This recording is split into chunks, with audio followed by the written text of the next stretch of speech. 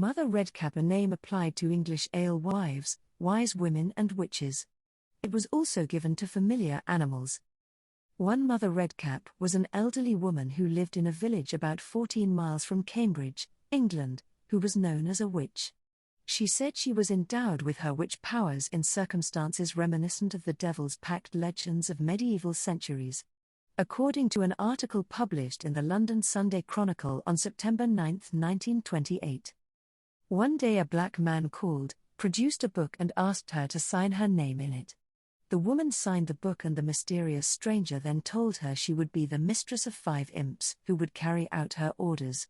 Shortly afterwards the woman was seen out accompanied by a rat, a cat, a toad, a ferret, and a mouse. Everybody believed she was a witch, and many people visited her to obtain cures. Mother Redcap's neighbors apparently viewed her new status as an asset and not something evil, and she was not persecuted. Her story is odd, however, for she claimed to sign the mysterious book without asking what it was or why.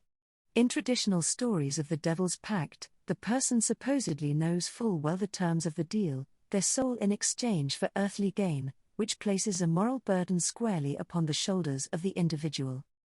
Mother Redcap appeared not to suffer and used her alleged supernatural abilities to help others. She died in 1926. An Essex old Mother Redcap lived in a house called Duval's, Devil House, in Wallasey Island, where no traditional witches familiars such as toads, frogs or snakes lived. She would sit in her house peeling potatoes and chanting spells such as Holly, Holly, Brolly, Brolly, Redcap, Bonnie, Bonnie.